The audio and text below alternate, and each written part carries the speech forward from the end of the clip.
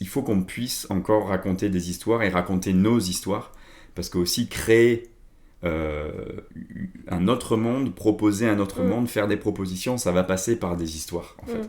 Et moi en 2007, quand je suis allé en Palestine pour la première fois, ce qui m'a touché le plus, c'est les histoires des gens, des familles, des jeunes, des boulangers, des infirmiers que je rencontrais, qui m'a bouleversé. Et je pense que l'être humain est touché par les histoires et par l'humain. Ouais.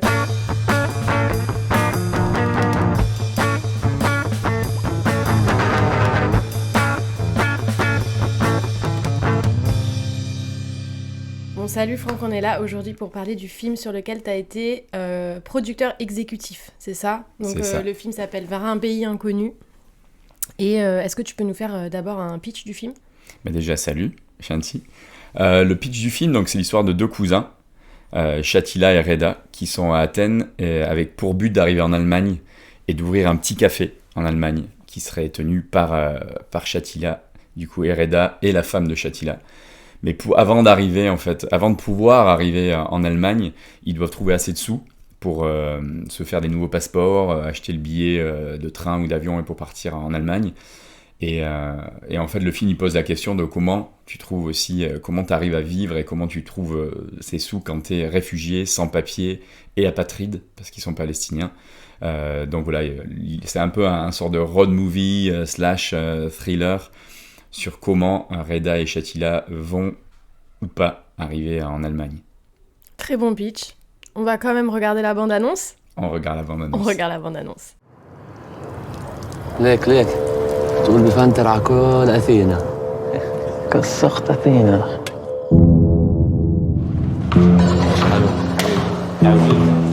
حنروح على ألمانيا مش عارف مع مين واقع استنى يصيبك الفلسطينية إحنا قلت حربوك اقعدش معهم شكلك شوي ضايع يعني بالنسبة لجواز سفرك وجواز سفره بدنا نزيد عليهم 500 يورو. خوي ولا ما أكيد خابن حبيبي وين اختفيت؟ قلقتني عليك. آسف والله حياتي طلعين من هون لو بدها تطبق السما على الأرض الشعر يقول سقط القناع عن القناع لا إخوة لك يا أخي لا أصدقاء يا صديقي ولا قلاع سقط القناع.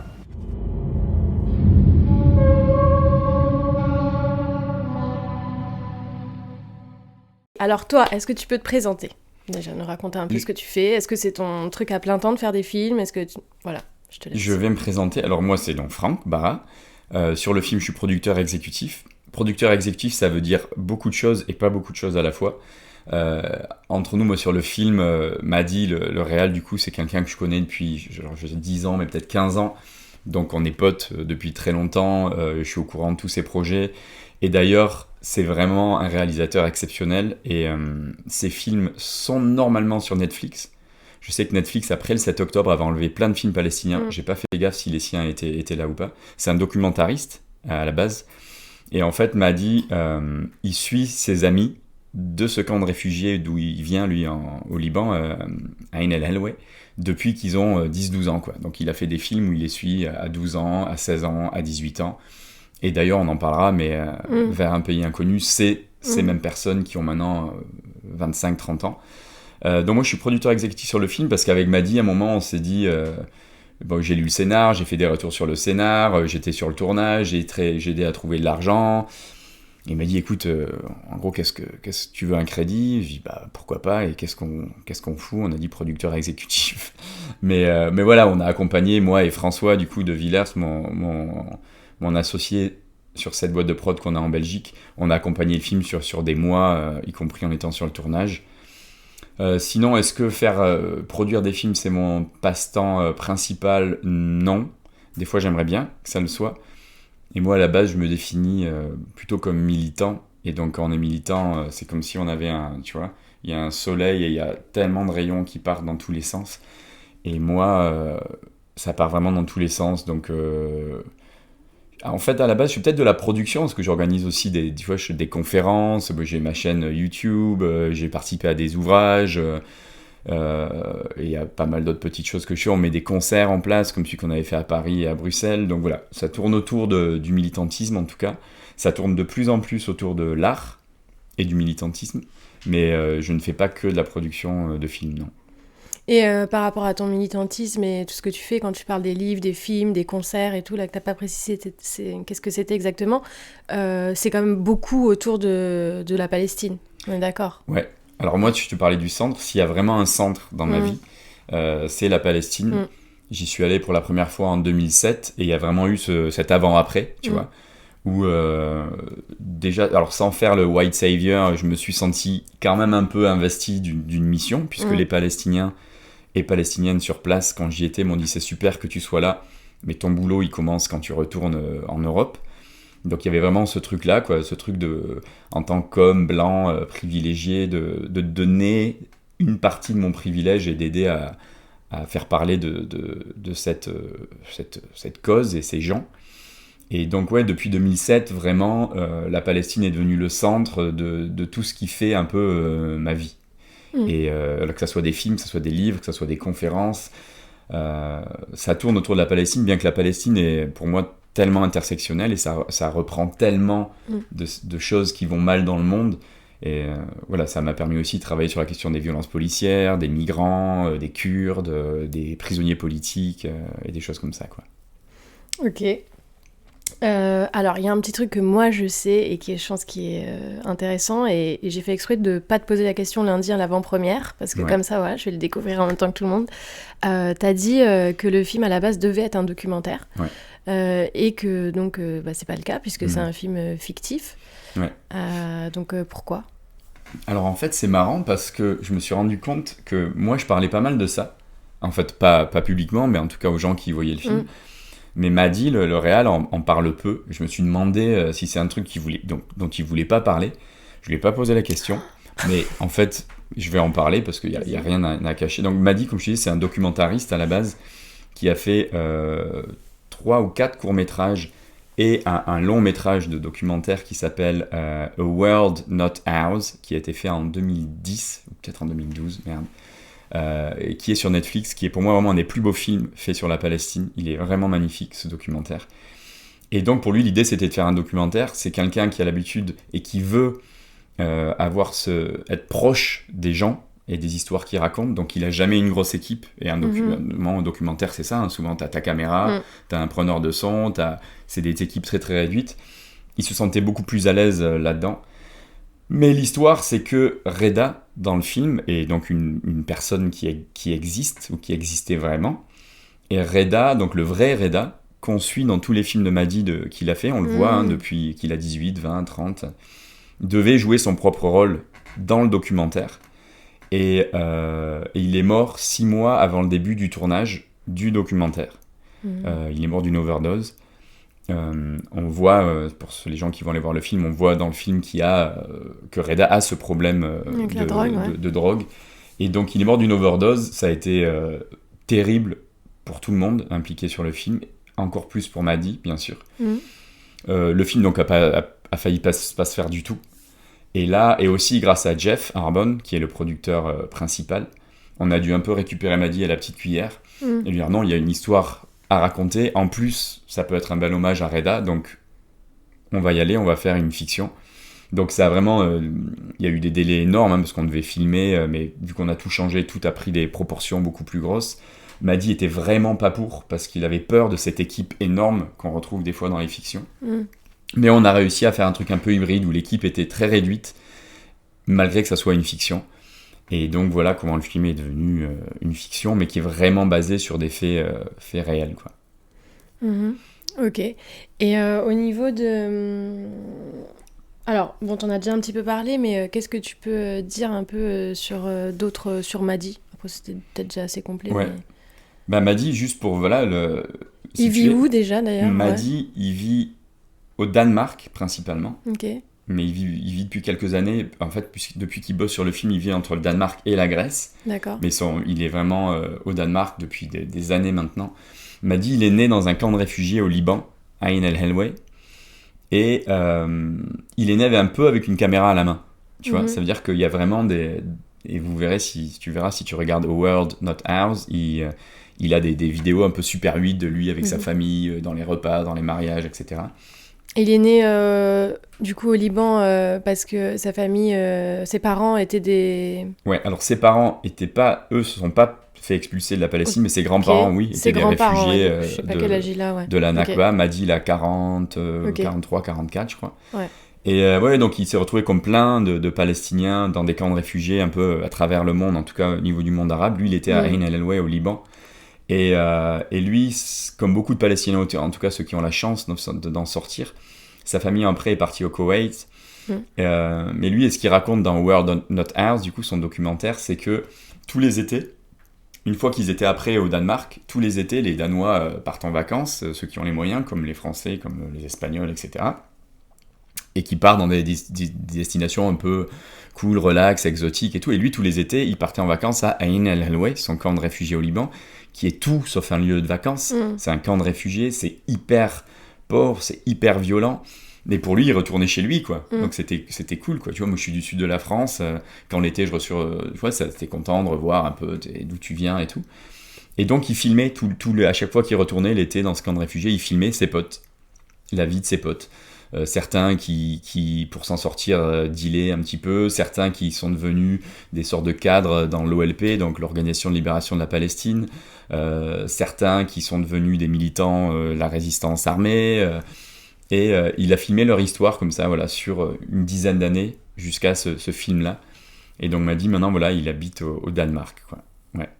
Ok, et du coup, parce que là, dans l'histoire que tu racontes de lui, il n'y a pas la Palestine. Alors, c'est quoi le lien, du coup, qu'il a avec la Palestine lui, il est palestinien, donc de ses grands-parents, de ses parents. Ouais. M'a dit, est-ce qu'il est déjà retourné en Palestine ? Je sais même pas. Genre, il a jamais vécu en Palestine, ça c'est sûr. Je sais pas s'il a... Tu sais, alors, comme tu le sais toi peut-être, mais comme beaucoup de gens ne le savent pas, les Palestiniens, malgré qu'ils aient des racines très très fortes en Palestine, une fois qu'ils sont sortis de la Palestine, c'est très dur pour eux d'y retourner. Parce que Israël se définit comme État démocratique, mais avant tout juif.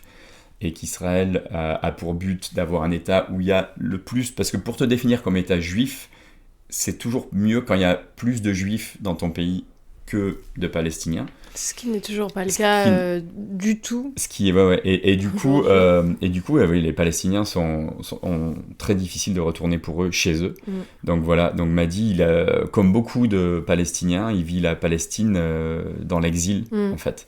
Dans la diaspora et dans les histoires de ses amis, de ses parents, de ses grands-parents qui continuent à faire vivre la Palestine pour lui, quoi.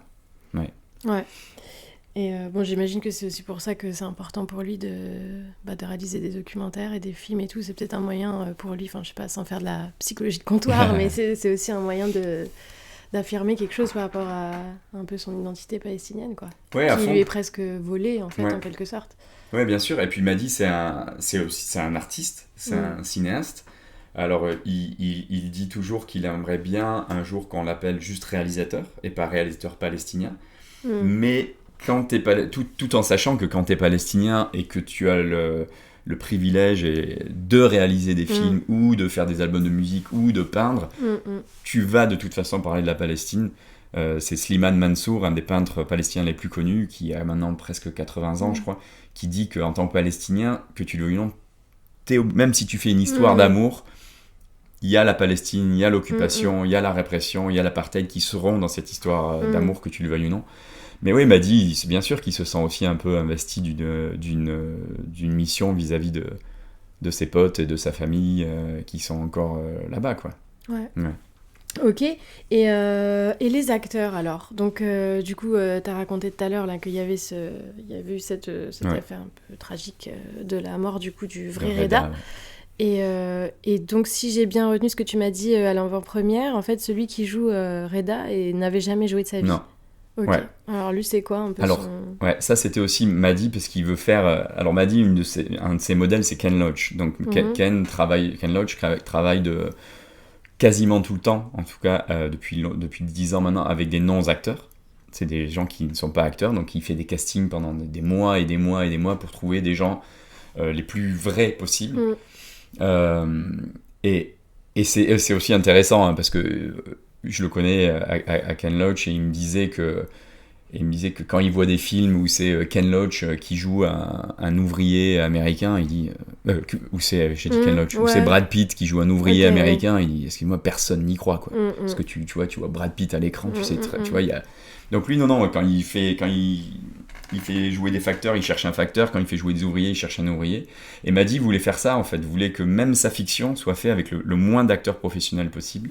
Alors, il y a beaucoup de non-acteurs, du coup, non-acteurs professionnels, en fait, parce qu'on est tous et toutes un peu acteurs et actrices, je pense, à un moment ou à un autre. Et donc, Aram Saba, on le voit dans le film, il fait super bien du skate. Il fait super bien du skate parce que c'est un skateboarder professionnel. C'est un des plus grands skateboarders palestiniens. Donc c'est son boulot. Il vit de ça. Et on l'a casté, Madi l'a casté je crois que c'était une semaine du début du tournage. Ah ouais, là c'est où on avait tous les acteurs, les non-acteurs. Il y avait une personne pour jouer le rôle de Reda. Madi n'était pas sûr à 100%. Et il y a un pote qui lui a dit « Hey, tiens, regarde cette vidéo de mon pote Reda. » Et Madi, au bout de 5 minutes, a dit « C'est lui. C'est lui, il nous faut lui. » Et donc, Jeff, le producteur, a appelé Aram à Ramallah et lui a dit « Écoute, on a besoin que tu arrives à Athènes dans 3 jours et tu restes à Athènes pendant 6 semaines. » Et Reda a pas mal hésité au début parce qu'il n'est pas acteur, parce qu'il avait des trucs à faire à Ramallah, mais finalement, il a sauté sur l'occasion. Et voilà, on trouve qu'il est génial dans le film. En plus, là, les retours que j'ai eu de l'avant-première, y compris de certains acteurs français, on dit lui, il nous a vraiment bluffé, quoi. Ouais. Moi, je confirme ça et je trouvais assez exceptionnel. J'aurais pas pensé qu'il était pas acteur. Et il y a effectivement d'autres gens qui s'y connaissent un peu, qui étaient là, qui m'ont dit... même on m'a cité des choses précises, tu vois, de juste un moment, un regard dans le rétroviseur qui est exceptionnel, et voilà. Mais du coup, alors le vrai Reda n'était pas skateboarder. Pas du tout. Donc il y a vraiment une volonté de Madi, effectivement, d'écrire aussi sur le réel et de faire des rôles de composition un peu. J'imagine qu'il a intégré ça lui aussi un peu dans le scénario une semaine avant, du coup, en choisissant. Ça a été complètement... Parce que c'est vrai que c'est pas central, mais... l'aspect skate, il est vachement présent, effectivement. Il a souvent son skate dans la main. Ou quand il est avec le petit gamin, machin et tout, donc... puis Reda, le vrai Reda, faisait à peu près 50 kilos de plus, je pense. C'était un sort de costaud, quoi. Et non, il faisait pas du skate. Donc évidemment que c'est une histoire vraie, mais qui a été romantisée et écrite. Non, je pense pas que c'est romantisé. C'est au contraire, moi je trouve ça super beau que malgré en plus un truc super douloureux, un drame et tout, que Madi il ait pu rebondir et accepter ce qui lui venait et dire ok, l'histoire elle change un peu de route et tout, mais c'est pour le mieux et on utilise qualité de chacun et talent. Ok, et l'autre, du coup, rappelle-moi son prénom, l'autre acteur. Ouais, Mahmoud. Donc le nom, c'est Shatila dans le film. Shatila dans le film, voilà. Dans la vie. Alors Mahmoud, lui, c'est un méga acteur. C'est un acteur, et c'est surtout, il vient de cette famille d'acteurs en Palestine, qui est la famille d'acteurs les plus connus de Palestine. Il y avait son père, Mohamed Bakri, qui était pendant des années l'acteur le plus connu de Palestine, quoi. Ensuite, il y a Saleh Bakri, qui est maintenant encore, je crois, l'acteur le plus connu. Mais ils se battent le rôle, entre les frères Bakri, ils se battent pour le rôle de l'acteur le plus connu de Palestine, je crois. Mais il y a Saleh, qui joue dans tous les films d'Anne-Marie Jasser, qui a fait plein de films européens aussi. Il y a Adam Bakri, qui vient de New York maintenant, qui jouait dans Omar, qui a fait aussi 2-3 films à Hollywood, on va dire aux États-Unis. Il y a leur sœur Yafa, qui est aussi actrice. Il y a Ziad Bakri, qui est aussi acteur. Donc là, c'est une longue lignée d'acteurs et d'actrices. Les Bakri, Et lui, il vit où Mahmoud, il vit en Palestine. Et dans le nord de la Palestine, de la Cisjordanie, quoi. Ouais. D'accord. Dans un même village avec encore son père, etc. Donc les 2 acteurs principaux vivent en Palestine. Ouais, ils sont tous les deux palestiniens. Ils sont déplacés à Athènes pour le tournage. Ouais. C'est pas été... trop compliqué pour eux? Si, ça a été hyper compliqué. Si. Et pourtant, ils sont pas à Gaza, mais les visas et tout, ça a été hyper compliqué. Faut quand même se rappeler qu'on a tourné ce film en novembre et décembre 2023. Donc, on a commencé le tournage, on va dire, 1 mois après le 7 octobre. Et tout est devenu hyper compliqué par rapport à la Palestine après le 7 octobre. Genre les compagnies d'avions ne volaient plus en Palestine, donc ça a été vraiment Ils ont dû faire des détours, ils sont passés par la Jordanie. Ah ouais, mais ça a été des... Bon, de toute façon, les Palestiniens, à la base, quand tu veux sortir de Ramallah ou de Jérusalem, c'est hyper compliqué, c'est jamais simple. Tu dois très souvent passer par la Jordanie, et c'est des heures d'attente, et c'est des checkpoints, et c'est des problèmes. Mais là, avec le 7 octobre, tout s'est compliqué de manière complètement folle. Même au niveau des assurances, à tout niveau, quoi. Donc j'imagine que l'équipe du film derrière, ça a dû être bien intense. L'équipe de prod, c'était la folie. De se dire, de voir le 7 octobre arriver et de se dire, ok, on va faire quoi avec notre film qui commence dans un mois et demi, quoi. C'était la folie. On avait des acteurs qui étaient coincés à Amman pendant des jours et des jours. On savait pas au dernier moment s'ils allaient arriver ou pas. On avait aussi un autre acteur qui s'appelle Munther, qui joue celui qui fait les faux passeports. J'en rappelle plus son nom. Celui qui fait les faux passeports, c'est le brigand un peu là, qui était à Amman et lui qui était coincé pendant des jours là-bas. D'ailleurs, Munther, c'est un acteur égyptien hyper connu en Égypte. Munther, je ne rappelle plus son nom de famille. Mais voilà, ça a été vraiment compliqué pour les amener à Athènes. Mais une fois qu'ils sont arrivés à Athènes, c'était vraiment génial parce que c'était un film qui racontait aussi la Palestine, quoi. Parce que tu avais des Palestiniens de Palestine, des Palestiniens d'Athènes qui jouaient les figurants, c'était des Palestiniens, des vrais... Ah, même les figurants. Ouais, les figurants, des vrais migrants réfugiés qui étaient dans des centres de migrants qu'on a trouvés dans Athènes. Tu avais Motaz qui est syrien, Aboulov, celui qui vend la drogue à Reda, qui arrivait d'Allemagne et qui est syrien. Donc il y avait cette sorte de famille un peu dysfonctionnelle là, qui se retrouvait sur le tournage, avec l'équipe grecque aussi qui était super, et ça a vraiment créé quelque chose de très très beau pendant le tournage, quoi. Et t'en as déjà dit pas mal, mais est-ce que t'as une anecdote de tournage en particulier, qu'elle soit rigolote, épique Alors, en fait, j'ai plein d'anecdotes de tournage, mais j'en ai une, et c'est le premier jour du tournage, et donc il y a Madi, c'était le premier jour, on était dans ce sort de squat où ils vivent tous là, tu sais, et on tournait cette scène, la première scène là où ils arrivent dans le squat et il y a Reda qui prend le ballon de basket et qui essaye de faire un panier, qui était une scène hyper compliquée à tourner parce que c'est un plan séquence en steadicam où c'était avec le fameux steadicammer le Michael Jordan de la de la autoproclamé Michael Jordan de la steadicam grec. Grèce, ouais. Ok. Et Madi nous a tous mis toute l'équipe en cercle. Il a voulu qu'on se tienne la main. Donc il y avait les acteurs, les props, les producteurs, etc. Et il a fait Madi, c'est un cinéphile, c'est un film buff, comme on dit, qui regarde des films. Et donc il est inspiré par Brian De Palma, par Ken Loach, par Coppola. Et il nous a dit, je me suis toujours dit, le jour où je fais une fiction, et il avait vu ça dans une sorte de making-of d'un film de Brian De Palma, ou une sorte de prière un peu truc spirituel à toute l'équipe, donc on s'est tous pris par la main. Alors je me rappelle plus du tout le sort d'incantation qu'il nous a fait répéter, parce que c'était même pas en anglais ou en arabe, c'était un sort de chant de je sais pas où. Et donc on s'est tous pris la main comme ça, et on a fait ce chant, et c'était comme un peu, alors j'aime pas le langage, mais un cri de guerre, tu sais, et les gars... Parce que c'est un film qu'on a fait avec des ficelles, quoi. C'est-à-dire qu'on savait que ça allait être costaud, qu'on allait se battre pour le faire, ce film. On est tous là, je sais plus exactement ce que c'est, mais ça va être la guerre, mais il faut pas oublier qu'on va pas se lâcher les uns les autres, faut qu'on se respecte, faut pas oublier qu'on se regarde dans les yeux et qu'on sait d'où on vient, etc. Et on va faire ce film.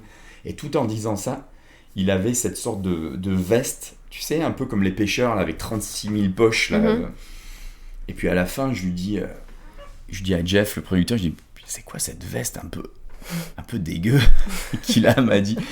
Et il me dit, non mais c'est un truc pareil qu'il avait vu dans un making-of, je crois, de Brian De Palma. Qu'il fallait avoir beaucoup de poches. Et qui s'était dit, quand je ferai mon film et tout, le premier jour, j'aurai aussi cette veste, tu vois, où tu peux mettre... Bon, après, c'est super pratique, tu peux mettre 10 000 trucs. C'est vrai qu'on voit souvent des réals avec ce genre de trucs affreux. Mais voilà, qui donnent un petit truc. Et qui sont pratiques. L'idée, c'est pas un fashion contest, quoi, c'est d'être pratique. Et aussi, il m'a dit, ce qui était marrant, c'est que pendant tout le tournage, il avait ses références d'autres films. Et il y a une scène d'ailleurs qui a été coupée, qui était dans une baignoire en fait.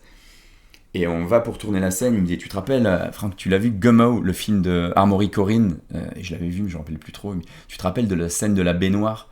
Lui, je sais pas, il dit, écoute, je vais faire mieux, tu vas voir. Alors, cette scène de la baignoire, tu vois, il avait toujours ce truc, il avait vraiment des idées très précises. Il sait ce qu'il qu'il fait, voulait quoi. faire. Il sait où il veut aller, il est pas en train de chercher des trucs, en fait, Non, sur le tournage. Hyper précis, quoi. Ouais. Et Ok. pourtant, il faisait du documentaire, c'était sa première fiction, mais il avait une demande de précision comme ça qui était vraiment...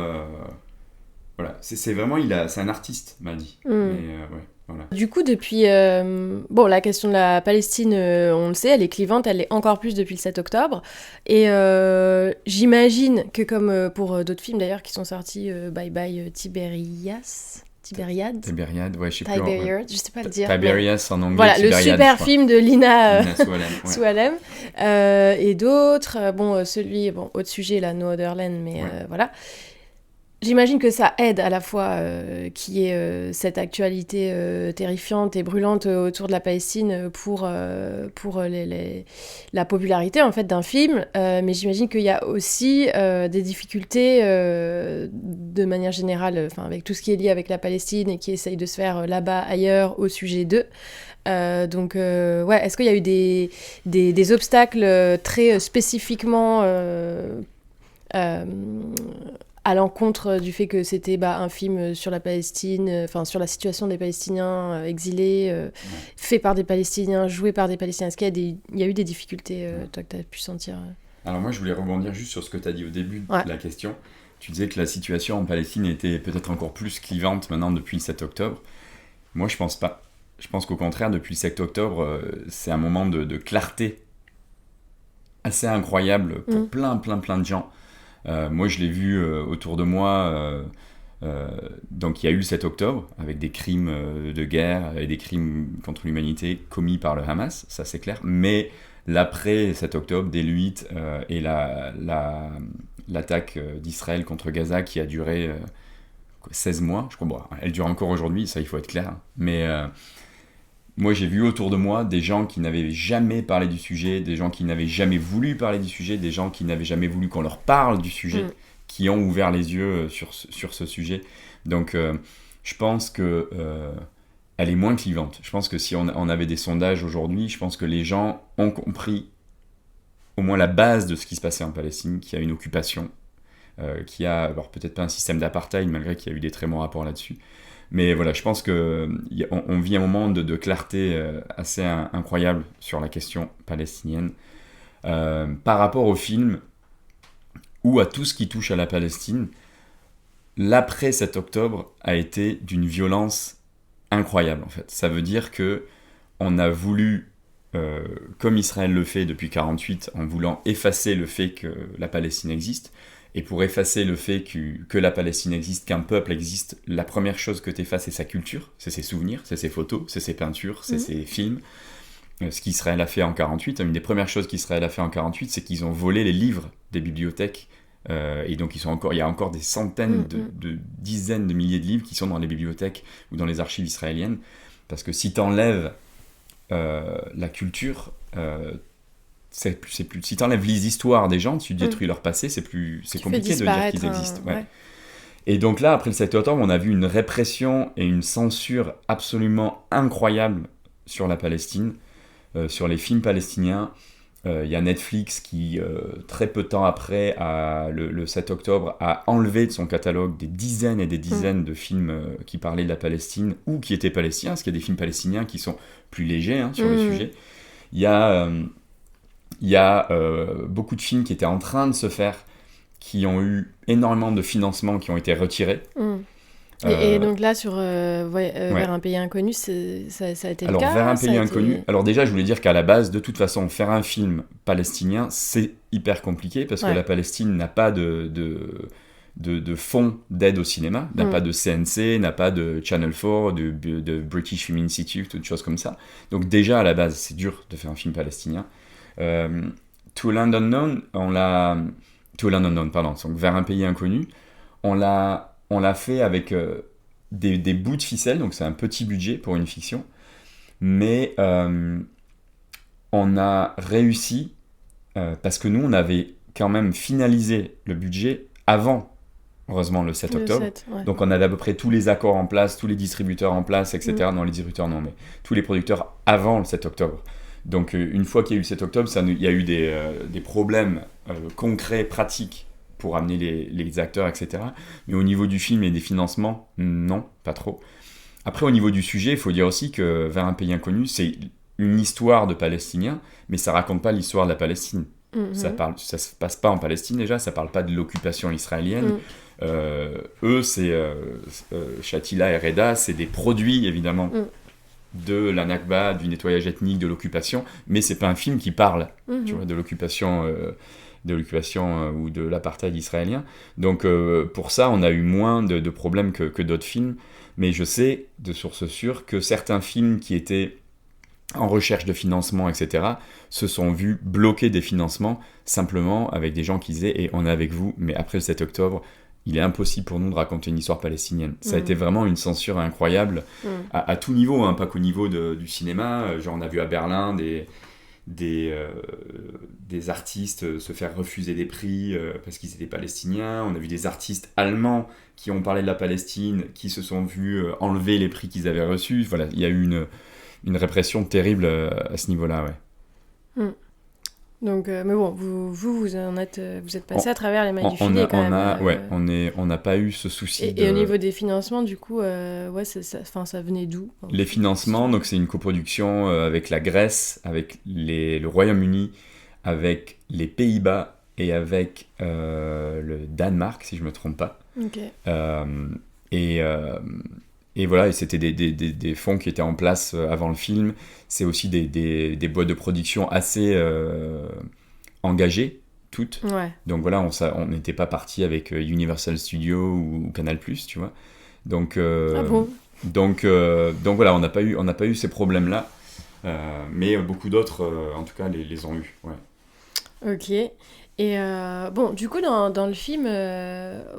Moi, mon humble avis en le voyant, c'est que j'ai trouvé que par rapport à beaucoup de films qui partent d'une bonne intention, hein, de mettre en lumière les difficultés que peuvent rencontrer toutes les personnes qui empruntent la route de l'exil, veulent un peu montrer des fois de façon téléphonée... je sais pas, une scène au bureau des demandes d'asile avec une petite tête triste parce que en fait sa demande elle est refusée, ou montrer que je sais pas, qu'il est chassé par la police, plein de petites choses comme ça qui sont absolument réelles, hein, mais qui peut-être font qu'il y a un truc un peu gentil en fait, un peu à la fois réel mais à la fois un peu romancé de regardez, c'est pas drôle d'être un réfugié un peu en gros.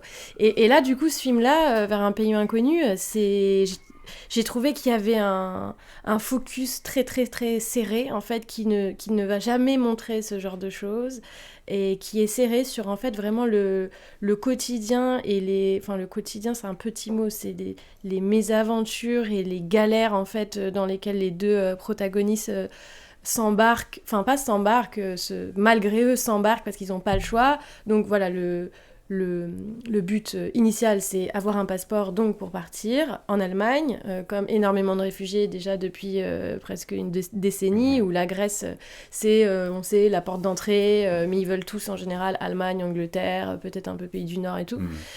Donc, sauf qu'un truc simple pour d'autres gens privilégiés comme nous ou d'autres, c'est-à-dire d'avoir un passeport, devient un espèce d'engrenage de...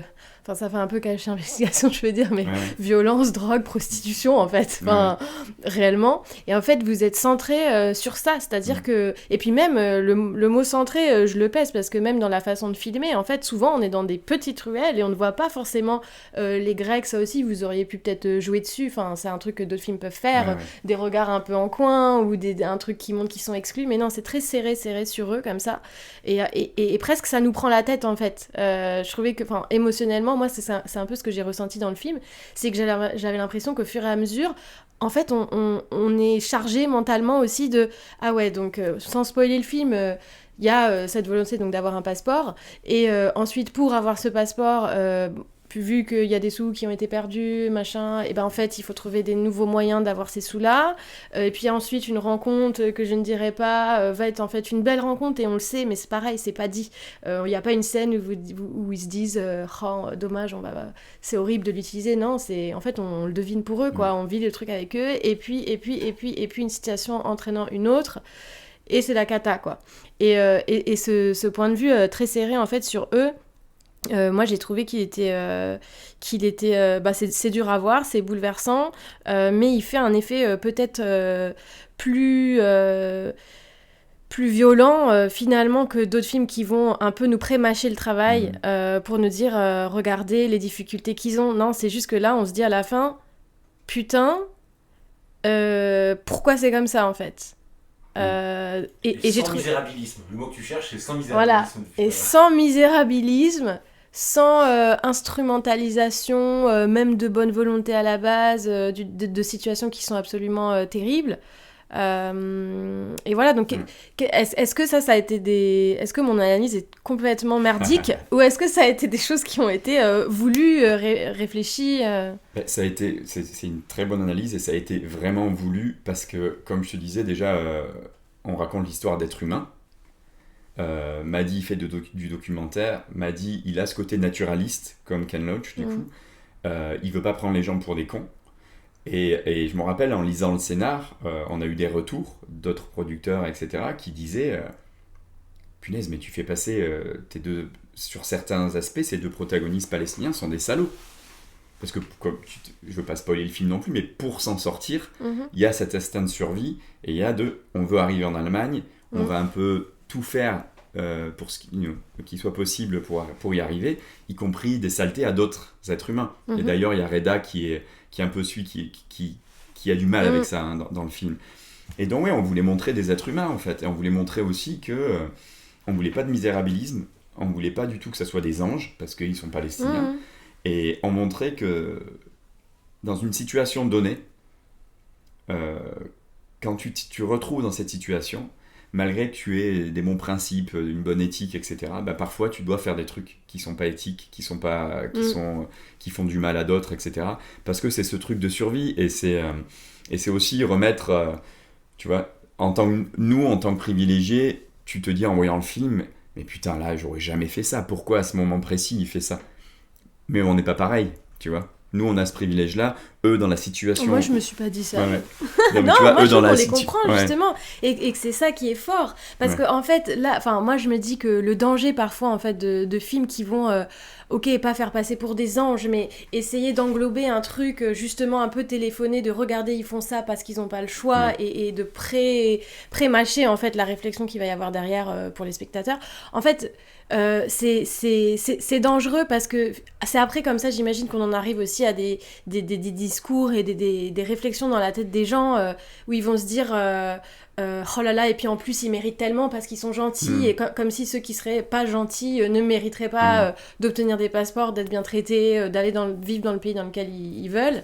Et du coup, je pense que c'est un peu un truc de ok, on vous met ça sur la table. En fait, oui, ils font des choses un peu affreuses pour d'autres êtres humains, comme tu dis, affreuses pour eux-mêmes, se prostituer. Enfin, attention, prostitution, tout va bien. Juste lui dans le film, il n'a pas envie de se prostituer du tout, et c'est une souffrance pour lui. Et du coup, je trouve qu'il y avait un truc assez fort de... Bon, voilà, en fait, ils font ça. Et c'est à prendre ou à laisser. En fait, après, c'est vous qui jugez. Et je pense que, en tout cas, a priori, on en sort... Enfin, on compatit de leur situation tout le long du film. Et du coup, l'effet est encore plus... comment dire... pour ceux, en tout cas, peut-être qui s'y connaîtraient pas trop sur cette question et tout ça, j'imagine que ça éduque plus droit au but sur la question que d'autres films qui voudraient un peu dire regardez, ils méritent tellement, ils sont gentils, ils sont méritants. Je sais pas, s'il avait par exemple ouvert son café finalement à Athènes, pas de fond, et ça aurait été waouh, tu vois, quand on veut, on peut, machin et tout. Et là, en fait, ça va complètement à l'inverse finalement. Et c'est ça que j'ai trouvé super fin et fort après en termes de comment ça nous affecte. Et justement, est-ce que toi, tu trouves de manière générale que cette question de l'exil, elle est bien traitée dans le cinéma, que ce soit documentaire fiction. Ouais, alors là, faudrait que je réfléchisse un peu plus à la question, mais par contre, je peux revenir à la question palestinienne. La question palestinienne et la question de l'exil sont toujours liées, puisque depuis 1948, et donc la création de l'État d'Israël et la Nakba, la catastrophe palestinienne, il y avait quand même plus de 2/3 des Palestiniens et des Palestiniennes qui se sont fait expulser d'Israël en 1948, donc ils sont partout dans le monde, beaucoup évidemment autour de la Palestine, Liban, Syrie, Irak, mais aussi il y a une énorme communauté palestinienne au Chili par exemple, il y a une grosse diaspora en Angleterre, aux États-Unis, donc la question de l'exil elle est primordiale dans le récit palestinien, et d'ailleurs le film, alors je vais le lire parce que je ne veux pas dire des conneries, le film ouvre par une citation d'Edward Said qui dit « Le destin des Palestiniens est de ne pas finir d'où ils viennent, mais dans un endroit inattendu et lointain. » Donc c'est vrai que déjà ça résume vraiment bien le film. Mais ouais, l'exil c'est une question cruciale, parce que la question des Palestiniens c'est l'exil, mais c'est aussi le retour. Et ils en parlent aussi dans le film Reda et Shatila, tous les deux, de cette question de retour. Et Madi l'adresse énormément, cette question, dans ses courts-métrages avant, dans son film, et dans, Inch'Allah, son prochain film aussi, parce que c'est la question clé, et en plus, clé, je fais pas un jeu de mots, mais il y a cette histoire de la clé en Palestine, où quand en 1948, les gens sont partis de chez eux, ils avaient leur clé dans leur poche, en espérant revenir. Qui est à l'entrée de chaque camp de réfugiés, en géant. Ouais.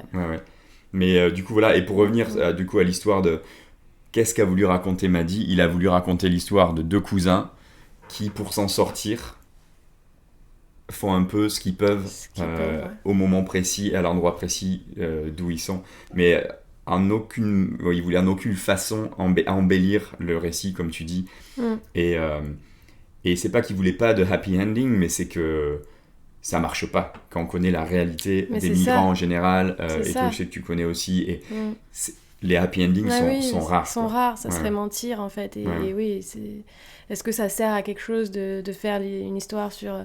C'est comme ce film là, tu sais, sur celle qui a fait en natation, je crois, là, dans l'équipe des Jeux Olympiques, là, des réfugiés. Bon, ce film, il est magnifique, il fait pleurer, il y a la belle chanson d'Emel dedans, c'est super. Mais bon, c'est une sur combien tu te dis, est-ce que c'est ça qui sert, quoi Et il y a une... Alors, même si donc il y a toutes ces choses assez brutes et violentes et réelles dedans, il y a aussi quand même une chose qui est également très réelle, mais qui est présente, c'est l'amour entre ces deux cousins. Parce que bon, ils ont des hauts et des bas dans leur relation à travers le film. C'est pas tous les jours rose. Mais il y a quand même ce truc, où il y a une scène où t'en as un des deux qui arrête un bus pour l'autre. Alors, arrête un bus, je veux dire, avec son corps, un bus qui est en train de rouler dans les grands boulevards, les grandes avenues d'Athènes, et qui arrête ce bus pour qu'ils aillent à un endroit que je vais pas spoiler, mais c'est une situation un peu inquiétante dans le film. Et ouais, j'ai trouvé ça super... Ça, pour le coup, on va dire, s'il y avait un mini happy ending, tu vois, pour moi, c'était celui-là. Parce que leur relation a des hauts et des bas, elle a ses tensions, elle a ses problématiques, le contexte, les difficultés, etc. Mais il y a ce truc où, en fait, au final, il donnerait... il passerait sous un bus, en fait, pour son cousin. Et ça, c'est super beau. Comment elle a été pensée, la relation entre les deux Déjà, encore une fois, c'est une relation qui existe plus ou moins dans la réalité, donc Madi n'a fait que retranscrire aussi cette relation qu'il connaît avec ces vraies personnes, du coup, et cet amour, c'est une question toujours pareille de survie et de résistance, et malgré que dans le film on a l'impression en tout cas qu'il y a un fort, c'est Shatila, et un qui suit, on voit très bien que Shatila ne pourrait pas vivre sans Reda, et Reda ne peut pas vivre sans Shatila, et ils sont tous les deux, ils savent très bien que ça ne peut marcher qu'à deux, quoi, cette histoire. Et c'est aussi l'histoire de la Palestine, c'est l'histoire de la solidarité avec la Palestine, cette histoire de résistance, de résilience, et d'amour, quoi, entre eux, et entre êtres humains qui prennent à bras le corps ce sujet-là, tu vois, le sujet de la Palestine, Et il était important pour nous, comme tu dis, de montrer que malgré les hauts et les bas de leur relation dans le film, qui sont comme une relation qu'on peut avoir dans la vie avec ses frères, ses sœurs ou ses amis, là évidemment c'est exacerbé parce qu'ils sont dans une relation très très dure en tant que réfugiés, sans argent à Athènes, et avec Reda qui souffre quand même d'addiction à la drogue. Il y a quand même l'amour quoi, qui ressort de tout ça. Et parce que l'amour, et là j'extrapole un peu, mais l'amour c'est vraiment politique. Tu vois, c'est Bell Hooks qui disait que vraiment l'amour c'est un choix politique. Et je pense que c'est un choix de plus en plus politique dans les sociétés dans lesquelles on vit, où on nous apprend tous les jours un peu plus, en tout cas les médias dominants, d'haïr l'autre, d'avoir peur de l'autre, cet autre qu'on n'arrive pas trop à définir. Bon, souvent, il est quand même arabe ou musulman, mais en tout cas, tu vois, quand on a peur de l'autre, pour ne pas se rendre compte qu'en fait, ceux qui devraient vraiment nous faire peur, c'est ceux qui nous disent qu'il faut avoir peur de l'autre, donc soit les médias dominants, soit les présidents de la République et les choses comme ça. Mais avant tout, il y a cette histoire d'amour et d'humanité qui fait que on continue en fait, tu vois, et que c'est l'amour, je pense, qui va nous sauver. Et aujourd'hui, c'est ce que je voulais dire, c'est que donner de l'amour, c'est de plus en plus politique parce qu'on fait tout pour que on s'isole, on pense vraiment à notre petit nombril et qu'on pense pas aux autres, tu vois. Les gens dans la rue qui demandent de l'argent, c'est parce qu'ils n'ont pas envie de travailler. Les migrants, pourquoi ils quittent leur pays alors que c'est pas si mal. Donc voilà, je pense que c'est la question cruciale et qui ressort du film aussi, c'est que putain, on dirait une chanson de je sais pas qui. Non, mais en vrai, non, mais en fait, s'il y avait pas cet amour entre ces deux cousins, il y aurait pas d'histoire en fait dans le film. Ça c'est clair.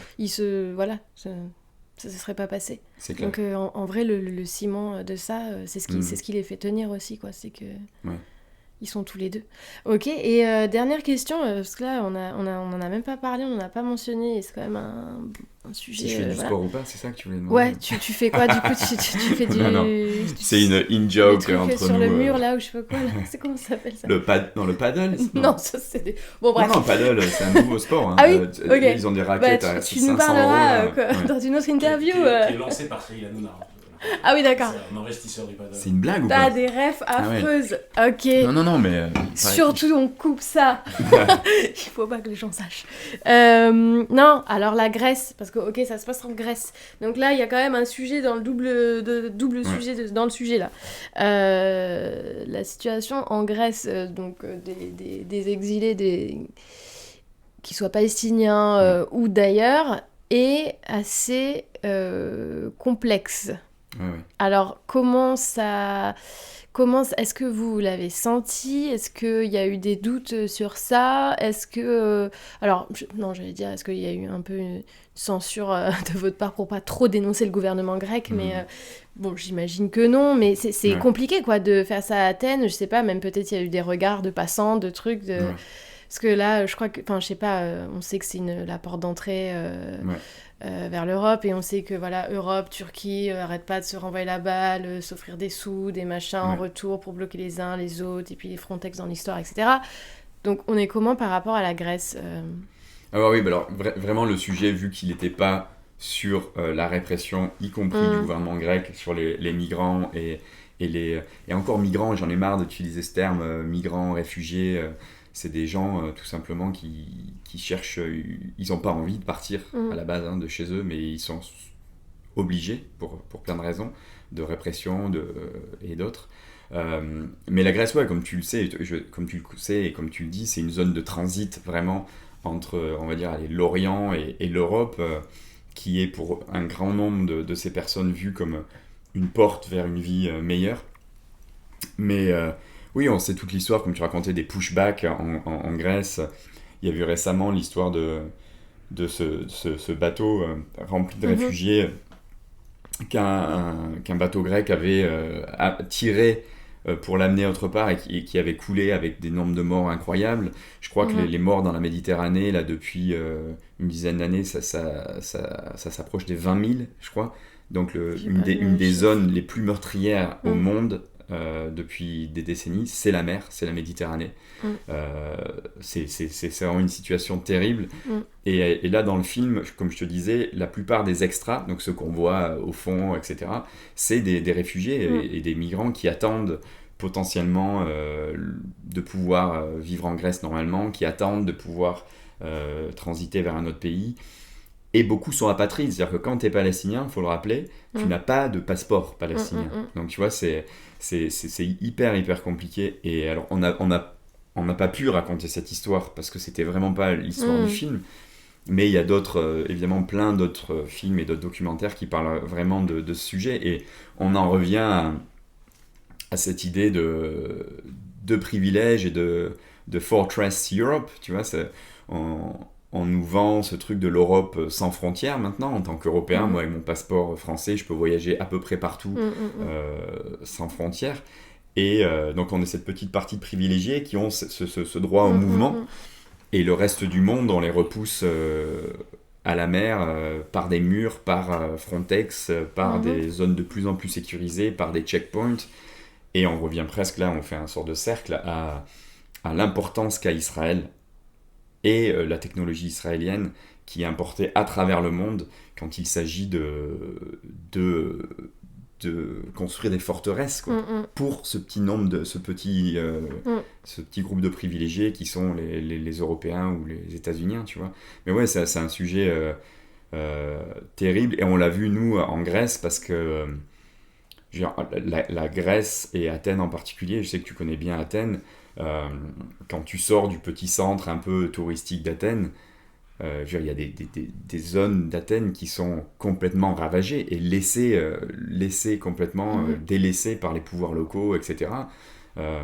Et qui sont, tu vois, un peu les damnés de la terre, hein, tu vois. Il y a ce côté-là aussi à Athènes parfois, quoi, qui est un peu un microcosme vraiment dans une ville, à Athènes en tout cas, de l'Europe belle et blanche et bourgeoise et de la misère qu'on veut cacher, quoi. Tu vois, la misère et l'horreur qu'on veut cacher, quoi. Mais parce que je pense que le mot qui définit un peu c'est l'attente en fait, comme tu dis. Et ça fait des années que c'est ça, que ce soit à Athènes ou sur les îles. C'est ça en fait, c'est que tous, la plupart en fait, ils sont pas spécialement branchés rester en Grèce. Hein. Ils ont tous des destinations en tête, que ce soit parce qu'il y a d'autres membres de leur famille ou parce qu'ils ont une idée, malheureusement idéalisée, hein, d'un pays qui les accueillerait, leur donnerait du travail facilement et des papiers et tout. Mais au final, ils se retrouvent dans ce no man's land qui est la Grèce. À attendre.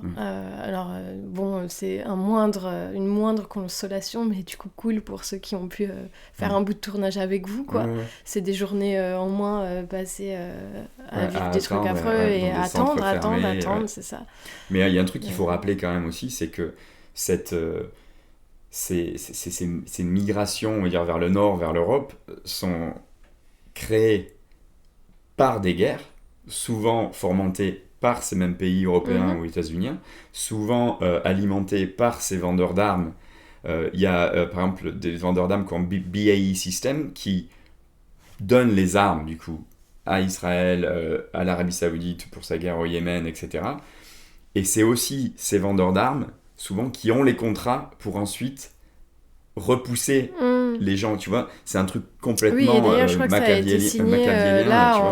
En été 2024, en fait, il y a un nouveau pacte qui était sur la table depuis 2020 et qui est entré en vigueur en 2024, là, concernant la politique migratoire européenne, parce que je crois que le gars qui est directeur ou chef de ce truc-là à l'UE est un grand excité de la sécurité et des frontières, et que du coup là en ce moment il y a Mitsotakis qui est dans une situation un peu délicate, d'ailleurs là il y a des grosses manifs à Athènes et tout, je sais pas si t'as suivi, mais du coup les deux font la paire, quoi. Là ils sont surexcités de se dire qu'ils vont pouvoir leur mot c'est quoi, eux c'est je l'ai lu en anglais, mais c'était que c'était un pacte qui était fair, il y avait un truc avec F et F, mais genre en gros strict, mais juste. Mais juste, ouais.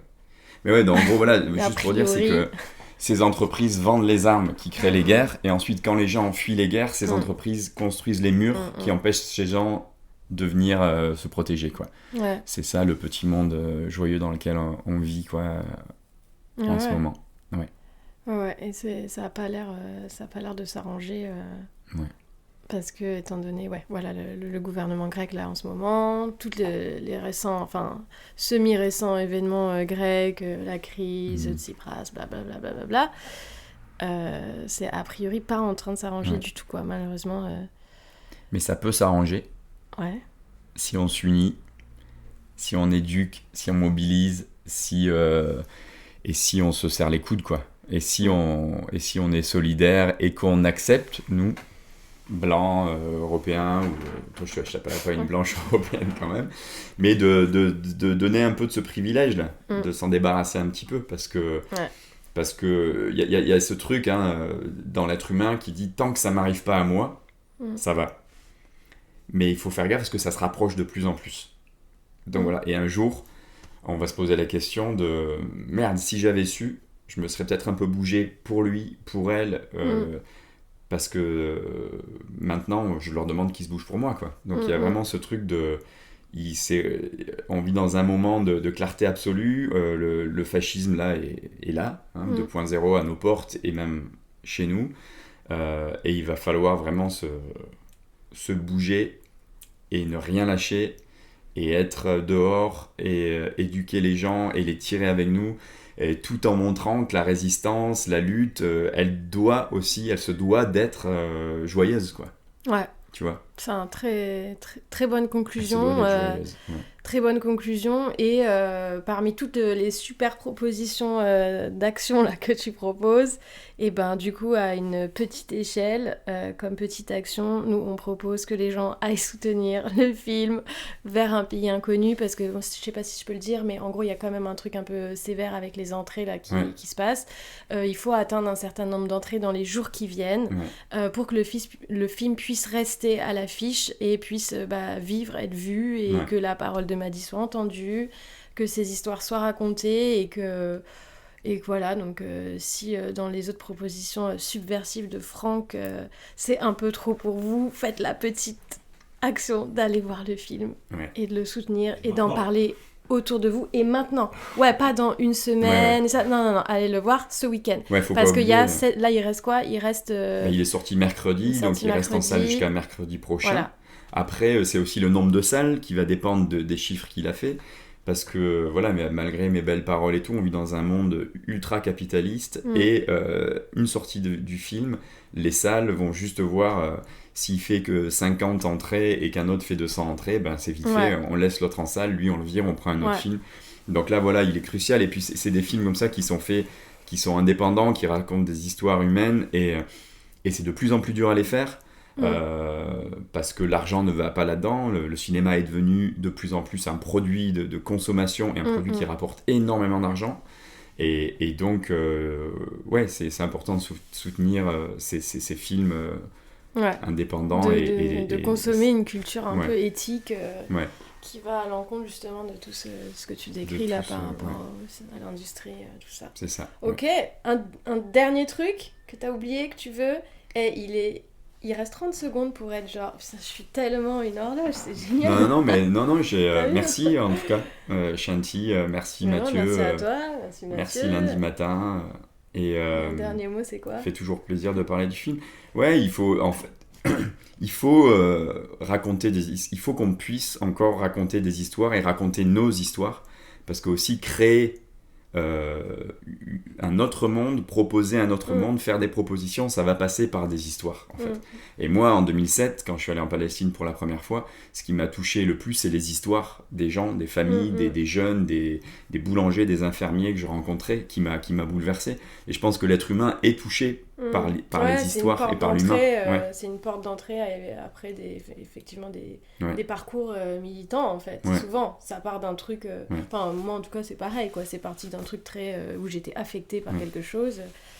D'ailleurs c'était les îles de Chios et Lesbos, tu vois, c'est marrant, mais c'est ça qui m'a amené après, tu vois. Puis la vie, entre guillemets, je veux pas faire le philosophe à deux balles, hein, Fais mais le philosophe la vie, c'est une lutte constante, même pour être un meilleur un meilleur être humain tous les jours, tu vois. Essayer tu vois, les bouddhistes, ils parlent du nirvana, du Om, tu vois, à essayer d'arriver on s'améliore un peu chaque jour, tu vois, ça aussi, c'est une lutte, en fait. Donc, voilà, quoi. Améliorez-vous en allant regarder le Ça fait film. un peu une pub. Ouais. Allez, Merci. merci Franck.